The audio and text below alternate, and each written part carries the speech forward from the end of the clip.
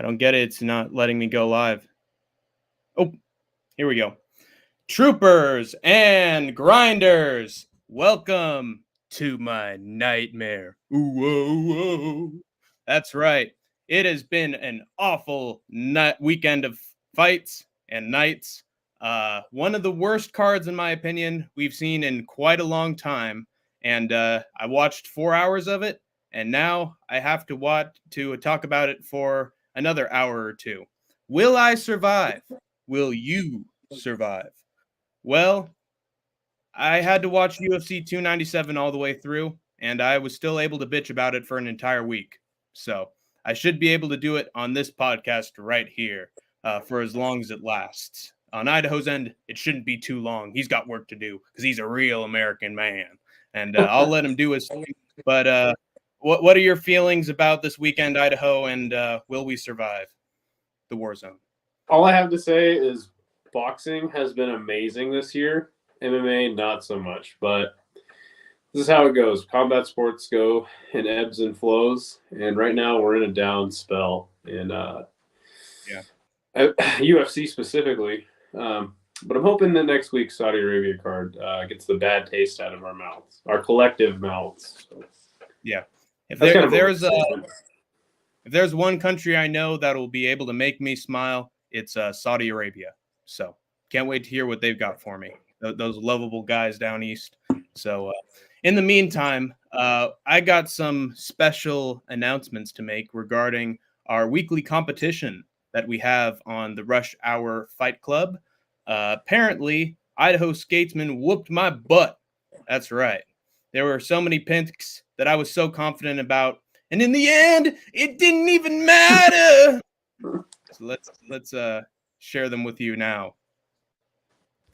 Now, if you look real close at number 17, you have the Idaho Skatesman.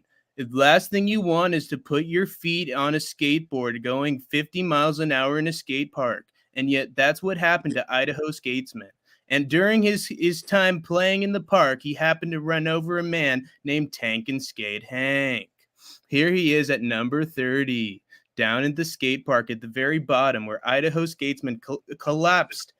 He collided with Tank and Skate, whatever, Hank the Tank. I don't care. And left me in the dust. Yeah. I was right down near the bottom. That's right. My worst performance ever. On our preview show, we were bragging about how we're always in the top 10.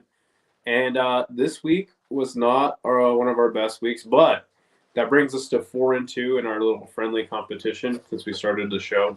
So, Hey, you know what? I still picked enough fights correctly to have more correct picks than wrong ones. So, yeah, good job.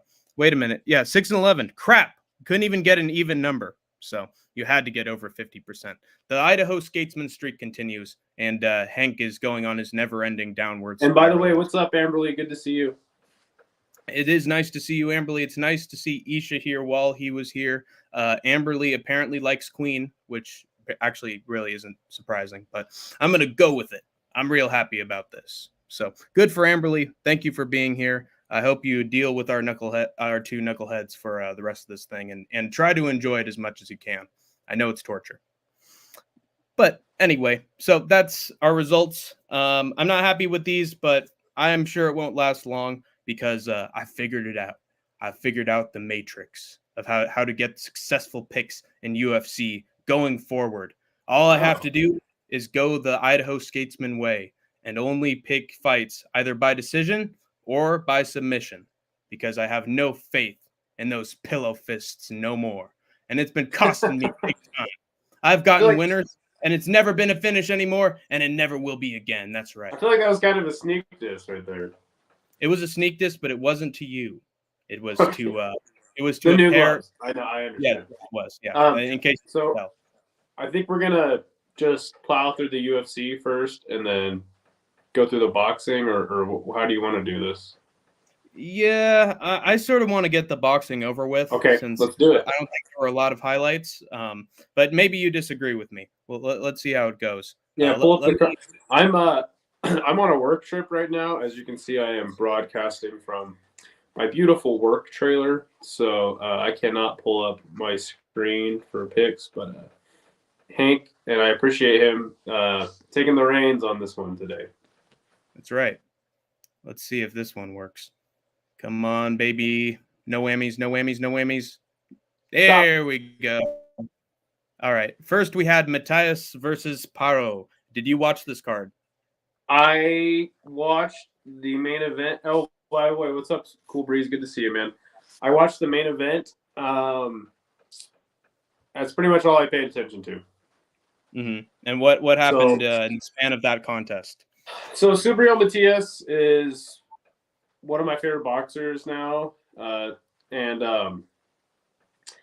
all of my favorite boxers have been getting beat up in the ring. Emmanuel Navarrete, Wilder, Errol Spence. Not looking too hot for my favorite boxer. So, the fight started just like any other Subriel Matias fight starts. Subriel is letting his opponent beat him up, and I was like, hey, you know what? This is what's classic Subriel. He's gonna. This is what I predicted. He would lose for like 4 rounds and then he'd pick it up. Well, just like the classic case of a boxer that does that and loses their belt, the 5th, 6th, 7th round came and Liam Paro was hanging with him. And despite the Puerto Rican crowd oohing and awing every time Subriel landed or threw a punch. Like they're in Indonesia during a 1 card? Those are in Thailand, but close enough. Yeah. But yeah, Liam Paro just stayed on Subriel's ass and he outworked him. And though he didn't really land like any heavy shots, Subriel started to come back, landed some heavy shots, and I thought they might rob Liam Paro, but no, they gave the right man the decision win. And credit to Liam Paro, man. It wasn't on my radar before this. He remains undefeated after this, and definitely excited to see what he does next. Though he's not like a big puncher. Guy's a hard worker, and he boxes his ass off. So all credit to Liam Paro, and I'm sure Subriel will bounce back and get his shit together because he needs to stop getting beat up for 5 rounds straight and then deciding to turn on the heat. So we'll see what happens. Do you think this was just a matter of time kind of thing, or did Paro just exploit a certain weakness of Matias's? Probably a little bit of both. Subriel, his last 5 opponents before this all quit on the stool. So we haven't seen him going the distance much. Yeah, he just got some things to work on, man. And this was inevitable because the guy just gets hit too much. And he kind of got Liam Paro, again, all credit to him. He just outplayed Subriel in this one. Yeah. And like I said, it was Subriel's hometown too. So even more impressive, if you ask me. Mm-hmm. And even more sad for Matias, probably. Although, if there's one place that you'd want to retire, obviously he's nowhere near that. I would probably want to be in your home city. So hopefully, when he's at the ripe old age of 50 and he's putting his last days behind him, he can do it in Cuba. Yeah, we can only hope. But who knows? Time makes fools of us all.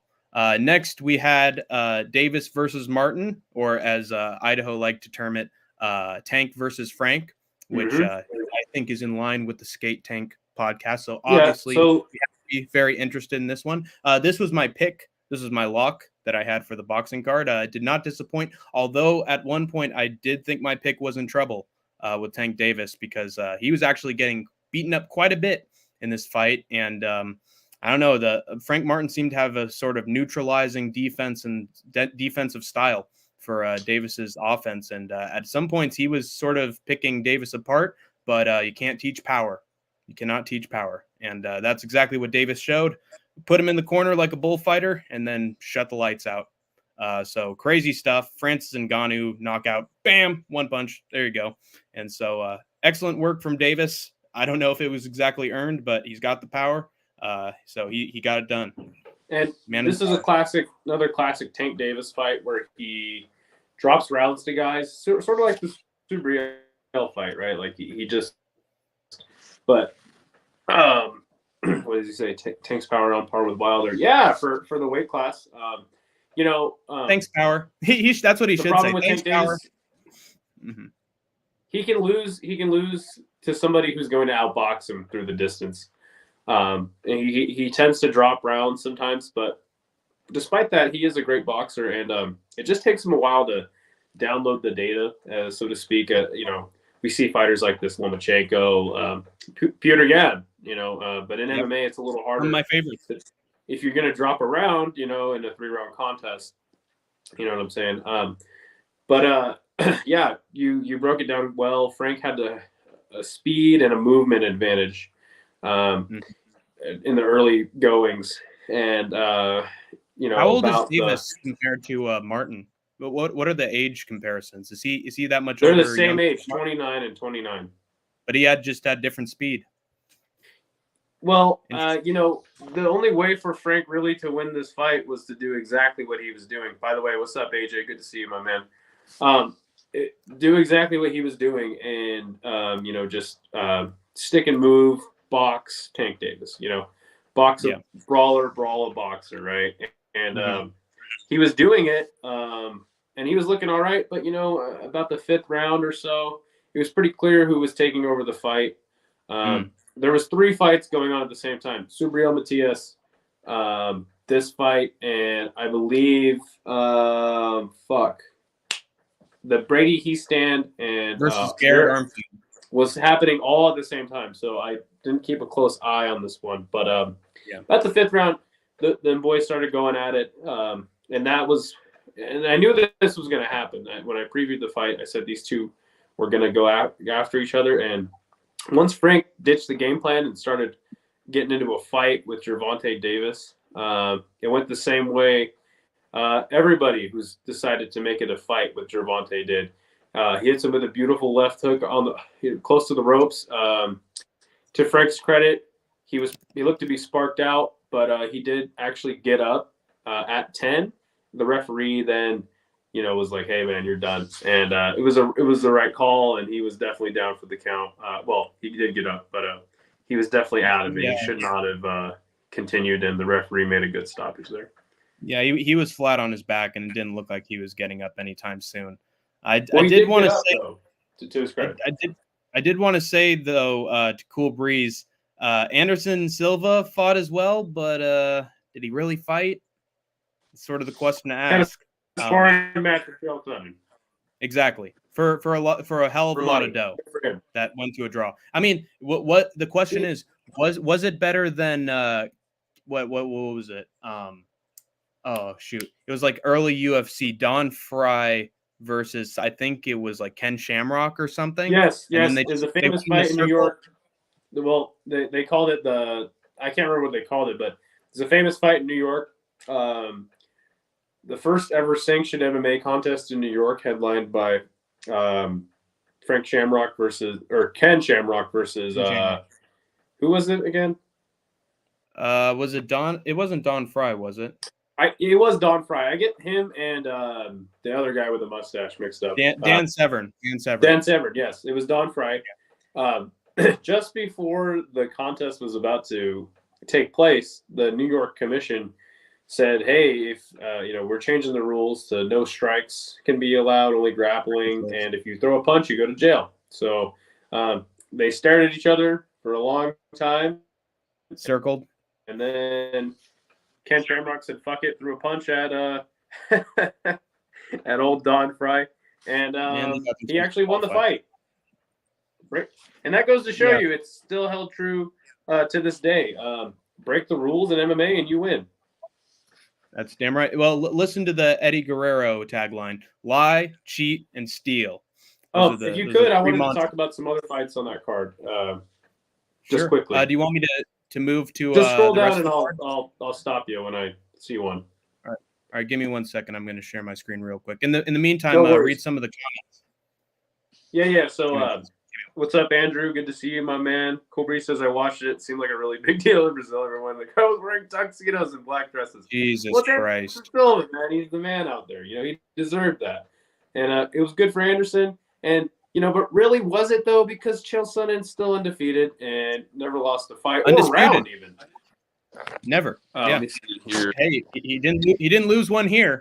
They were all draws. Read them off to me as you go.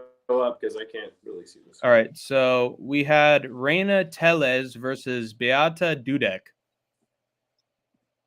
Do you have any idea what this fight is? Keep going up. Okay. Merritt No, just keep going Whitmore, up.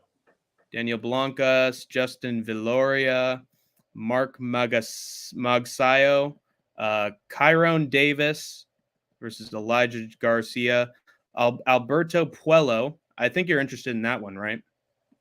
Oh, Maxio won a decision. Good for him. Okay. Russell fight was a very, very good fight.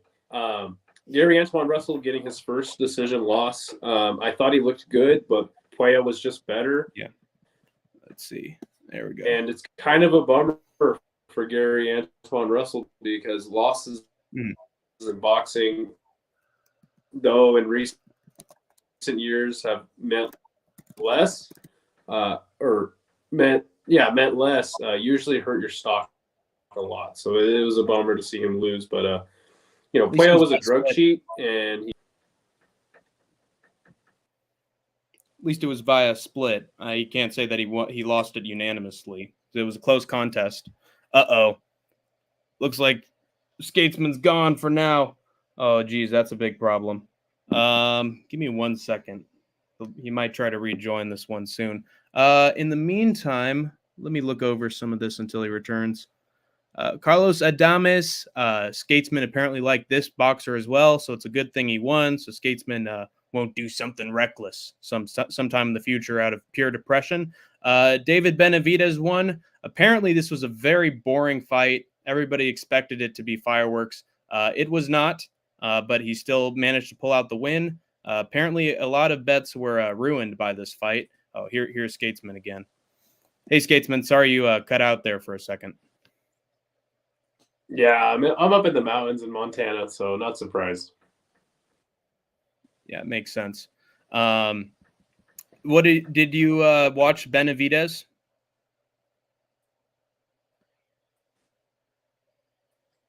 Oops. What did you think of the Benavidez fight? Yeah, that was the other fight on the card. A lot of people said David looked bad. Yeah, a lot of people said that David looked bad. I thought he looked great coming up a weight class. The problem with David is he did slow in the later rounds, but credit to him for winning an interim title up at light heavyweight, and I'm excited to see what he gives them the hardest fight that they've ever been in, bar none. Nice. And then we've got the main. Is there anything else you want to talk about on this card, or do you want to go straight to? Oh, well, we talked about the main event quite a bit. Is there anything else on this card you'd like to discuss? Are we good?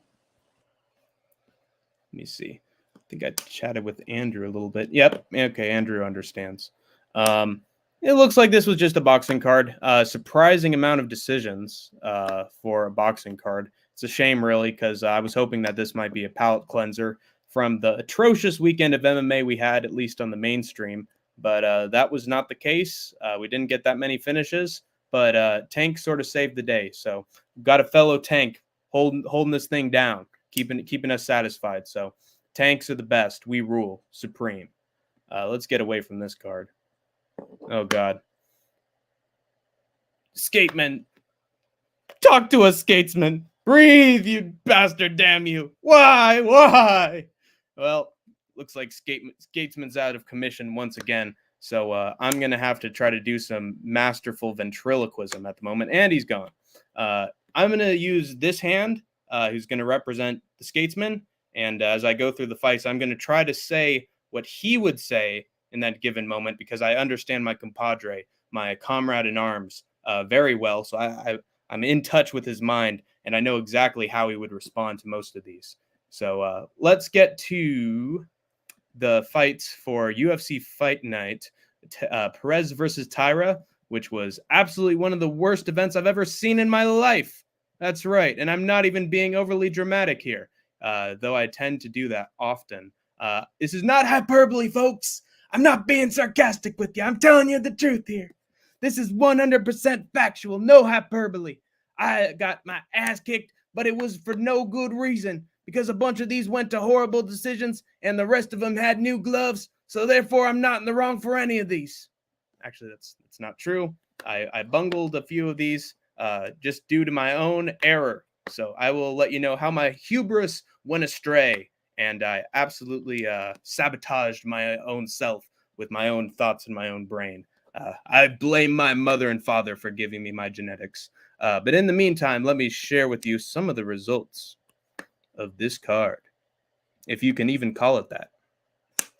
So first up, we had Josephine Nuts on her face, as in the face of Julia Pilastri. I picked Julia Nuts in here. I thought that she would have better striking than Pilastri. I thought she'd be quicker. I thought she came from a Muay Thai background and that would make the difference as a kickboxer. And all those things came true. Knudsen looked great for the most part. In my opinion, she looked top 15 material with just how fast she was with the striking, how she was able to connect elbows, knees, kicks. She had it all, and she absolutely whooped Pilastri in that first round. The only problem was that Knudsen started to slow down a little bit in the second and the third rounds, and Pilastri started to find those takedowns, which is every kickboxer's kryptonite. Unfortunately, it wasn't enough to sway the judges, and at a few points in the contest, Knudsen got up and started to continue delivering damage and still looked great even as she was worn out. So I think this was a hell of a statement from Knudsen. She improves her record. She stays in the UFC, and I can't wait to see what other fights she will make go to a decision next. Oh, looks like we got the Skatesman on line one. Sorry. How's it going, Skatesman? Sorry about that. Yeah, it's just rough, man. It's strange conditions we got going on.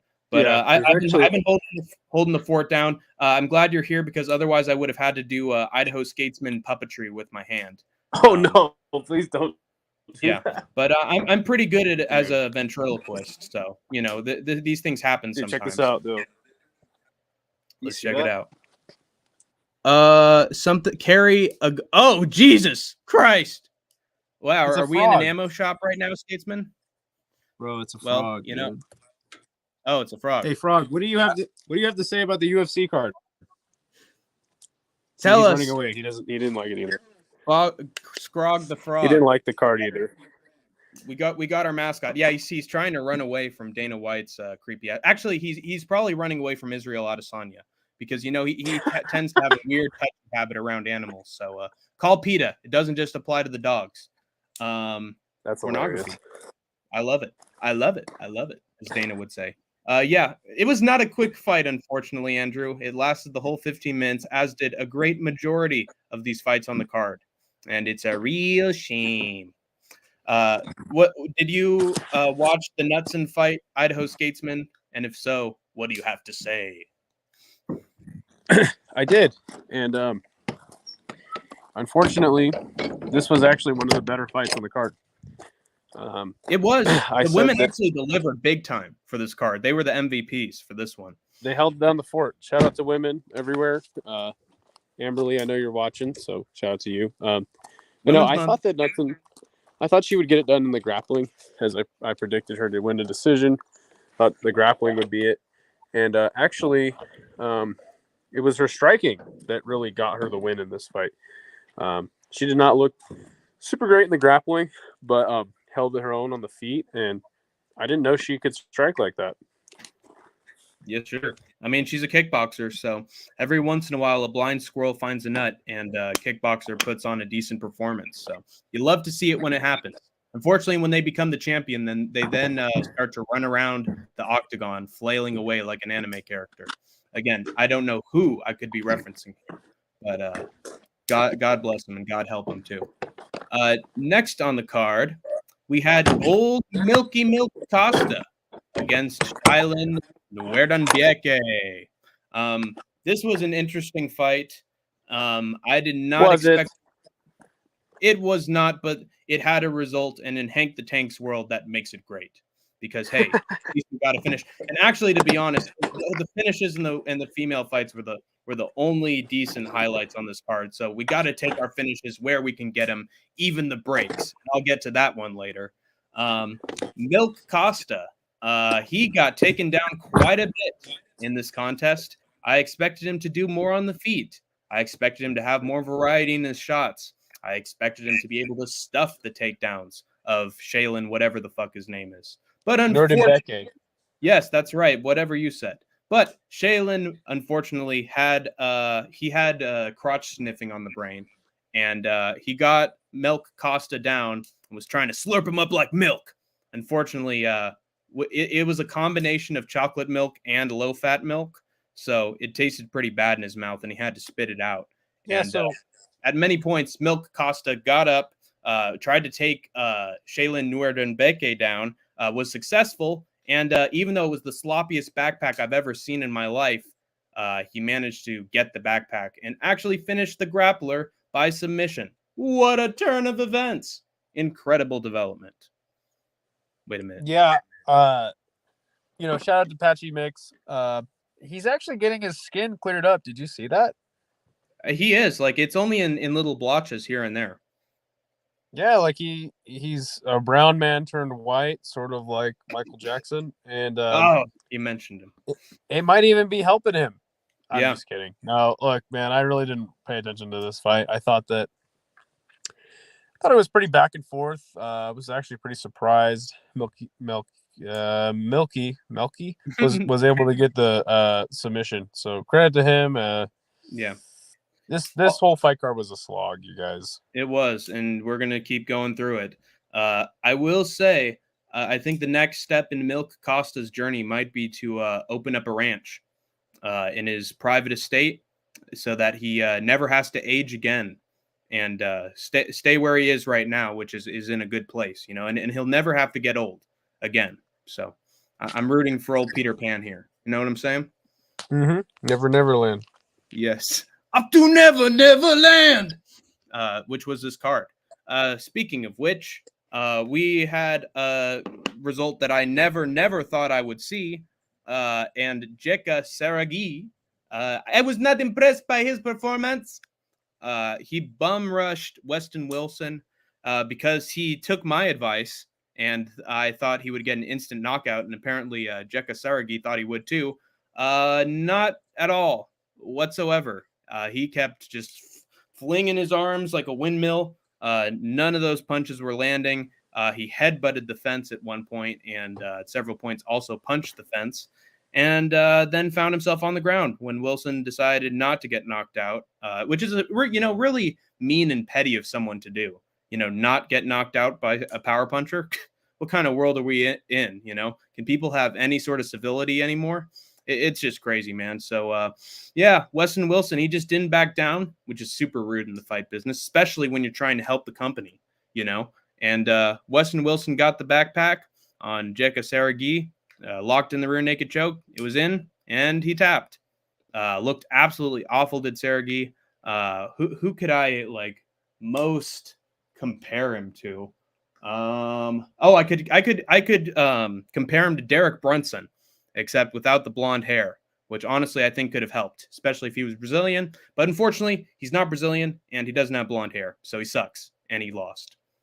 What do you have to say about this absolute mess for the company, Idaho?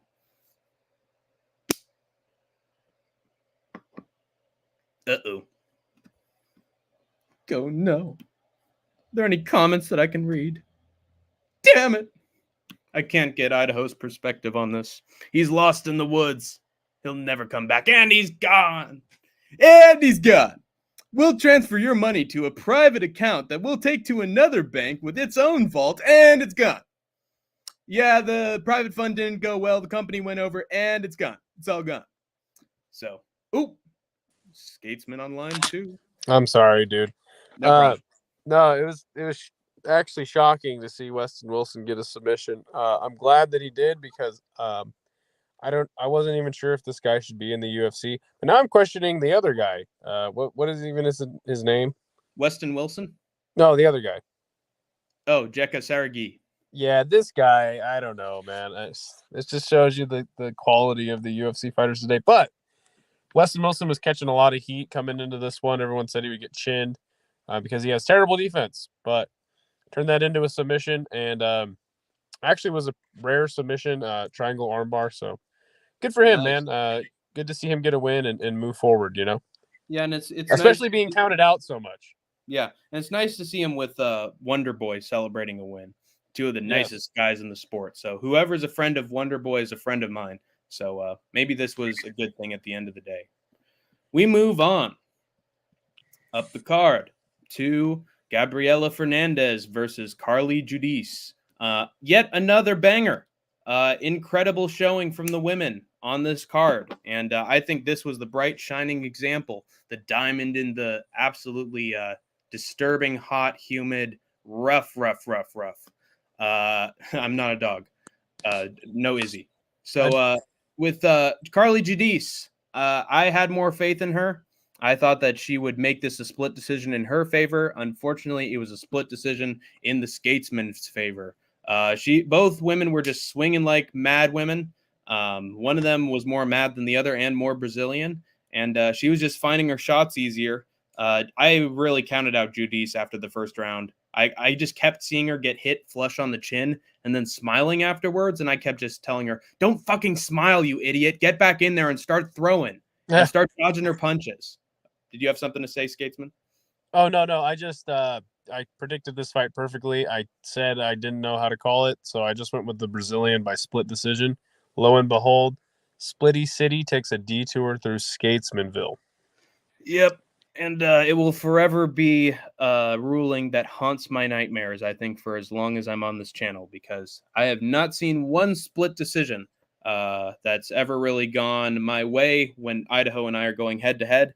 And I don't think it ever will. And you know what? I'm going back to picking favorites on the women's side. I'm absolutely done with giving people who are worse a chance. The poor, the lower class, the people that are victimized in this society can all go to H as far as I'm concerned. Survival of the fittest. You're out, Judice. As much fun as you made this card with what limited power you had, I'm done with you. Cut her!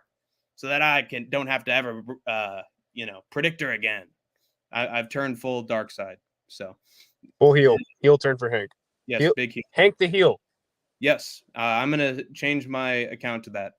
Maybe when I'm 80, when I'm evil and rich and famous. We move on to yet another sleeper. Not a sleeper hit, but just a sleeper in general. Nate Maness versus Jimmy Flick. Nate Maness did not do very well in this contest for getting a win. He did put his punches together every now and again, so I got to give him credit for at least staying in there and not getting subbed by Jimmy Flick, which is honestly the result that I thought would happen the most out of these, was the submission guy, Jimmy Flick, finding his way into a submission. But I guess it can only happen for the guys who don't have a prayer in this company going into the future. And the guy who actually is good at surprise submissions, like a GM3 type, like Jimmy Flick type, they always fail. So this is why a lot of people stop picking Paul Craig after a while. And same thing happened here. Yeah, Paul Craig. Nate Maness, I will say, he was landing some good shots. Did the new gloves hinder his knockout ability in destroying a glass chin? And Jimmy Flick's? Maybe, maybe not. The world may never know. Although eventually we'll have enough cards that we'll be able to qualitatively examine the data as a whole, and eventually that should lead to better things. But until then, we just can't come to these conclusions. I think this would have been a finish. But Nate Maness, he went all 3 rounds. He did a good job for the most part. But then towards the end, he was actually starting to slow down. He's pretty lucky he didn't get subbed in moments. And this was just a sloppy affair all around, and a sign that this card was going to have no knockouts. I thought that Nate would have learned from his losses to Umar and Tagir in the wrestling department. Turns out that is not true. He wasn't able to effectively counter grapple in this contest, but he was the better striker, and that's what gets him the decision win. Yay. Get ready to see a lot of those, folks. Up we go. Hey, Adam Fugit defeats Josh Quinlan via An interesting decision. So I thought that this would end in a knockout. I told you guys, guaranteed knockout for sure. Bet all your money on the knockout. I didn't say that part. Well, you're responsible for a bunch of people wasting their life savings. How do you feel good. about that? I like to be responsible for terrible things. Like I thought that this would be a good fight. It was not a good fight at all. I did pick Fugit. I thought he would get a knockout. Fugit, whatever. Yeah. This was a That's really how I bad felt halfway fight. into this card. I was like, fuck it, towards halfway. Yep, and it seems like Adam was as well, because he did not come to fight. He came to spar Josh Quinlan, who I'm questioning why he's even in the UFC at this point, with a lot of fighters these days. But cut half the roster. Cut it. But hey, you know what? In this game, getting a win is enough. And a win is a win, as they say, and good for him for getting a win. See what he does next. As long as Dana keeps expanding his roster, he is never going to increase the bonuses. So that's just a little bit of a reminder that bigger the employee force, the worse it's going to get. So let's just move on. I had Quinlan by knockout as well. We were both, well, you had Fugit by a knockout. I had Quinlan by a knockout. Both these guys didn't look very good. I would argue personally that I think Quinlan did enough to win this fight, but Fugit was starting to bring it back towards the end. Not the closest of competitions, which is why I sort of questioned the decision a little. But it was close, so you can't call it a robbery. I'm following the Idaho code. Well, and not only that, like if you're not going to do enough in a fight, you can't really be mad. However it goes, like at the end of Carlo versus Rose 2, I didn't know who fucking won. Yeah, nobody did anything. Yeah. Would you argue that was even worse than Don Fry versus Ken Shamrock? 100%. Nice. Well, it's good to know that this company is continuing to produce new lows, as we saw with almost all of this card. Speaking of which, somehow this Kazakh grappler who has submitted everybody that he sees couldn't get a submission on a guy who looked absolutely frail and weak and pathetic and ready to topple over at any minute. Something in his performance just would not allow him to get a submission as much as we were begging and pleading for him to do something. He got the takedowns. Good for him. That won him the whole contest. And he had some chokes in every now and again, but apparently he learned from the Amora camp of locking in submissions and somehow not being able to squeeze enough to get a submission, which is a loss for all of us, except for Almabayev. So he got a decision once again. How many decisions do we have so far on this card? A lot. But I will say it was very interesting to see Asu Almabayev land spinning wheel kicks to the body and head, one to the head of Jose Johnson, who's 6 feet tall at lightweight. That's impressive. Yeah, he did show some good striking chops, but yeah, he wasn't able to get the sub. Though Jose Johnson had a triangle locked up on Asu for a while. These guys could not for the life of them get a submission. Yeah, it was maybe the new gloves are hindering. That's right. Exactly. It was covering the entire hand. It's ruining the wrist. Man, you know what? Though this was not the best performance from Asu, he did show me some new things. I learned a little more about him in the striking department, and excited to see what this guy does next. Honestly. Well, when we re-enter our old glove era, we'll get to see him at his true potential. Anyway, speaking of true potential, we saw it from Brady Highstand. What an incredible comeback. He was getting pieced up for a while by Garrett Armfield. To be fair, this contest was pretty back and forth, but I had it going Garrett Armfield's way a majority of this contest. And then one of those punches from Armfield flipped the switch in Brady Highstand's college-age brain, and he started mounting a comeback, putting him down, getting him in backpacks, finding different submission attempts on him that got really close, and then finally found the one that worked. So great job to blonde Chase Hooper. Good job surviving the onslaught of Armfield. That's honestly what you should do against a good striker, is get him down to the ground, sub him. And that's exactly what he did after withstanding some tough punishment for a while. So great job to Highstand. Hope that he can keep this up in the Hooper lineage. Find those submissions, make some entertaining fights, save some cards. If only he had pulled a Zachary Reese and knocked out Armfield in 5 seconds, then this card truly would have been uncursed. But unfortunately, it was just that kind of card, and we're not going to see any joy. No, I thought this was fight of the night. This was the best fight I saw pretty much all weekend. It was a great fight. Maybe I'm giving it too much credit, but as you said, very back and forth. I'm just happy to see a guy from Spokane finally get a win. Yeah, Spokane's close to Idaho. I'm actually a lot closer to Spokane, being up in your Montana. hometown guy. He got it done. Yeah, man, I thought Brady looked good. I wasn't expecting him to be as big as he was. He looked really, really big in the cage at featherweight, right? Well, he's eating his vitamins and saying his prayers, Berber. So, but no, he put a good pace on him. I mean, this fight was great. But yeah, Brady gets a sub in round 3, just like you should do. The Idaho Skatesman way of round 3 finishes, and I'm hyped to see what he does next for sure. And Garrett Armfield too, to his credit. Yeah, both these guys are really fun. I'm pretty sure that Heiston got a performance of the night bonus, so good for him. He's young, so he definitely needs that money. And he I think this takes away the bad taste in all of our mouths we got from his performance against Ricky Tercios. So glad that we can think of Heiston in a different light than that fight. So, I think it's only going to go up from here unless they just put him against a guy in the top 15 and absolutely crush him, which they are wont to do. Let's move up the card once again to Lucas Almeida versus Timmy Kawamba. This was just a slaughter from Lucas Almeida. He just countered him at several points, went forward and hit him with big strikes, was just putting down Timmy Kawamba whenever he basically felt like it. And this was a mauling over 3 rounds. And somehow we could not get a finish on this fight either. This card was that level of cursed, ladies and gentlemen, despite multiple knockdowns. I wish it was the former. Lucas Almeida he kept hitting him and kept hitting him and kept hitting him. It was absolutely brutal, and yet finish would not culminate. So, you can't blame Lucas Almeida.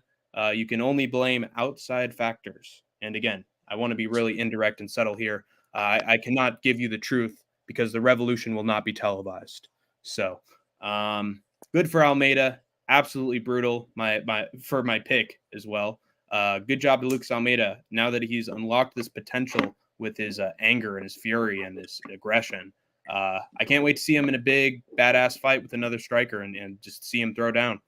Yeah, so I was first in the tap league until this fight. I picked Kawamba as well. I picked him by knockout, as you did. It was at this point in the card I had received a call from one Mr. Big Red, Dylan. Speaking of which, he is here in the chat room. Yeah, he said he heard that this was the place for John McCain and anti-mixed martial arts lobby group. Actually, that's 2 doors down to the left. Sorry, wrong place. But I received a call from Dylan. He told me he picked Almeida. He said, I'm going to win the tap league. He said, I'll win the next 3 events. Easy. No problem. He was feeling real confident. Mm-hmm. He had a boner from here to Hanover. And, I think I saw it out my window for a second. It was going past me. Yep. Which I quickly reminded him, I actually run the tap league. I count up the wins, and there's no way I will ever give you credit and let you win the pot, which is $350 if you're a member of the Rush Hour channel. Kawamba got fucked up for 2 rounds, and he started coming back in the 3rd round. To his credit, he's a young fighter. Came in on short notice and lost his first fight in the UFC, but tried to get a good, vet fight to the young kid. Hey, you know what? Though he looked bad and he got fucked up, I got to give him credit for coming back in the 3rd round, and I think he can bounce back and come back. As for Lucas Almeida, we all counted him out, besides Dylan, obviously, because he's just a genius with red hair. Yeah, I thought Lucas, this is what he needed, man. He needed to come back. I think he was on the brink of getting cut before this one took place. So, yeah, he's getting put out by a few people, and good for him for absolutely turning the tables and turning into Bizarro Lucas Almeida. So it's like whoever the hell that kickboxer was a few cards ago that I thought would never in a million years win.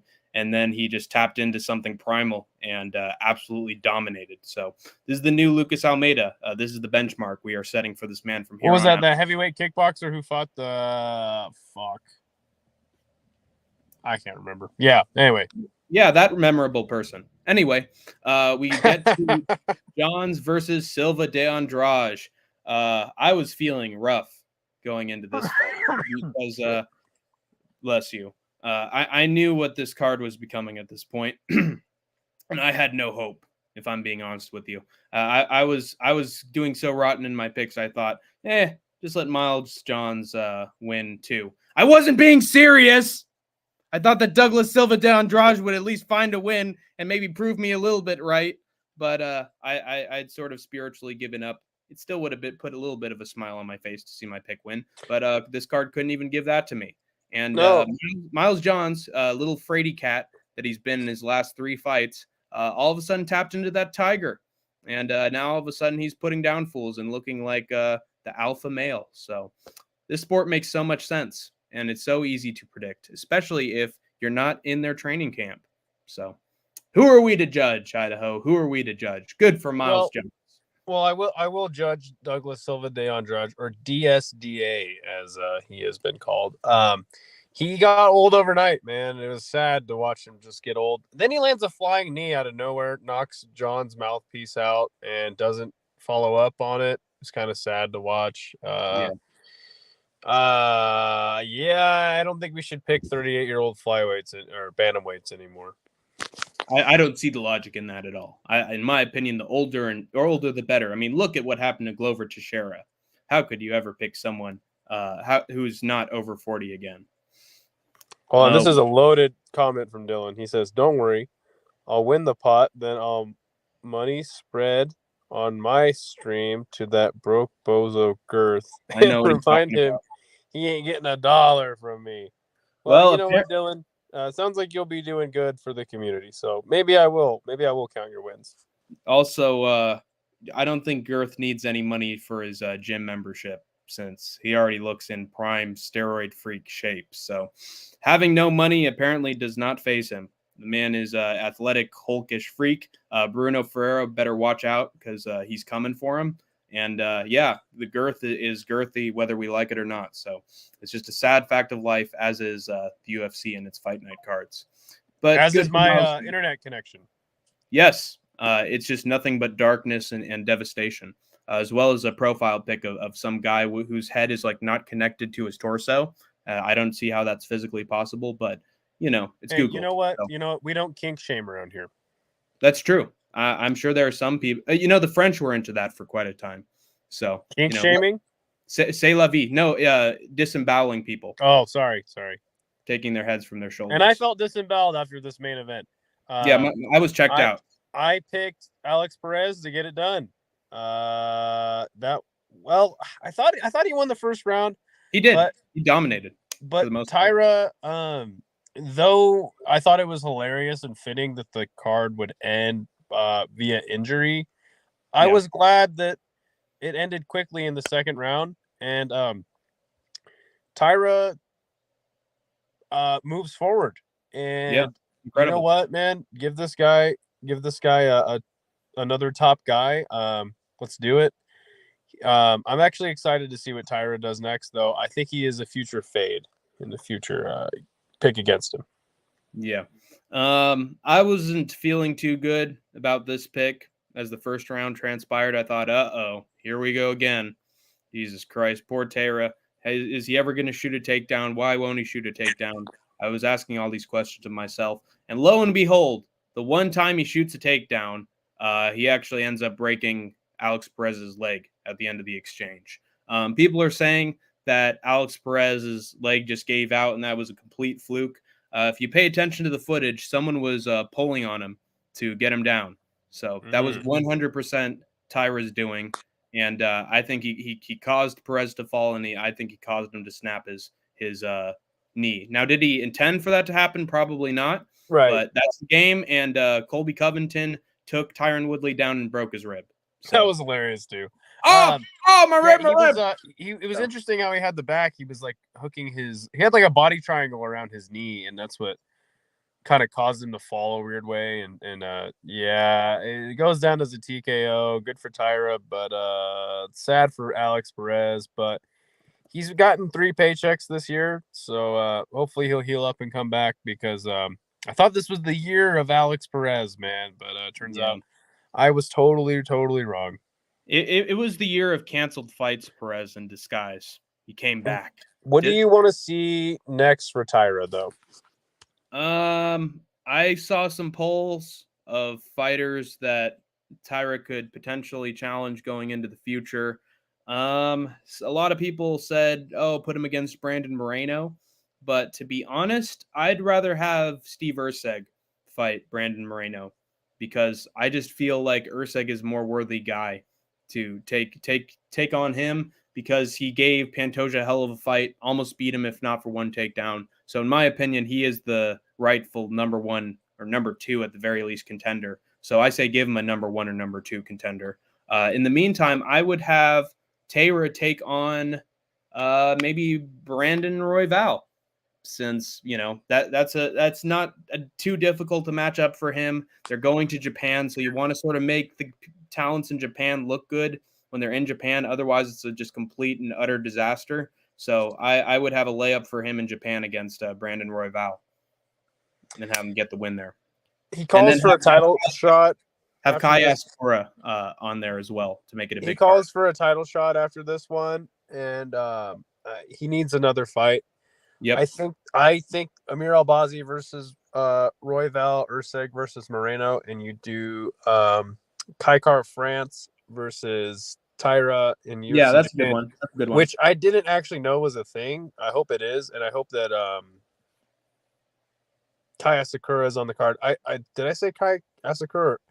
Yeah, I hope Kai Asakura is on the card, and I hope that on the card is Kaikar France versus Tetsuro Taira. It's a quick trip from Australia for him, or New Zealand. I don't know where the fuck he lives, but that's a guy with some power. Going up against Taira, I think is interesting. You also have a battle of the Kais to see who's the better Kai. No, Kai versus Taira. I know, but if both of those guys are on the card, we'll have a competition to see who looks better between there you go. Yeah, and that's I think that's a more fitting one, because Royval needs the Albazi fight for number 1 contender, and Erceg needs to fight Moreno to see really where he's at, if you ask me. That's how I would match up the flyweight division. But this is the UFC. I bet you money it'll be I bet you money it'll be Moreno versus Taira, because Taira just needs to keep fighting Mexicans, apparently. Yeah. Hey, he's their kryptonite, So apparently he does very well against one nationality. So why not? It's an easy road. It's an easy road to the top. So I think I saw a meme from MMA Guru that said that he would make the ultimate border patrol officer. I saw that too. That was actually really funny. Put him down at the border. He'll clean it up. Yeah, let's go. He was born in that position. You know what? Japan's got their own issues. I think he should probably stay there and or become a member of the Yakuza. No one would mess with them. Man, he might get some heat from Ren Hiromoto. That's true. Those guys need to be homies for life, so don't do that. Well, he doesn't have enough tattoos, but he does have the blonde hair, the rebel spirit. But yeah, I mean, guys, this card sucked. My connection sucks. Everything sucks. Yeah, it's a fitting show. Turn of events. This terrible UFC card. We were planning this the whole time for it to look like absolute crap. I apologize to Hank for my connection being terrible. I'm up in the mountains in Montana on a work trip, but we made this happen for you guys. So we are number 1. Oh, I everything may be crap so far, but I actually have some good news for this channel. We hit 100 views on our last stream, wow. And it was no fluke. We didn't just get 200 views in 5 minutes. We got 50, and then that turned to 60, that turned to 70, and then 80. So slowly but surely, people are tuning in to this stream for very good reason, because we give our 100% to your entertainment and your education. in MMA. As flunkies as we are in terms of teaching about MMA on occasion, we know our stuff, or at least we try to, and we give our knowledge to the world. And that's Yes, what we're going sir, to do man. every And week, 2 times a week. I appreciate you, Hank, for holding it down and setting up the stream and everything. And it's just going to get better from here as long as I'm not out of town working. Damn right. And if we're lucky, that'll be within a week or two, or someone's going to accidentally pour concrete shoes on Skatesman, and we're going to see him at the bottom of a river if he owes somebody money. Yeah, it'll be Lake Pond in northern Idaho. So check out the news for that. Yeah, well, I'll move to Idaho, and I'll make sure to read all about it. We're going to get you another stream on Friday, Thursday, maybe. It's a busy week for me, but we're gonna make it happen for you guys. Like Hank said, man, we put 100% into this, and we're gonna come out with some new shit. We're gonna make an intro video. You guys are gonna like it. And if that doesn't happen, we got a plan B. There's always a plan B.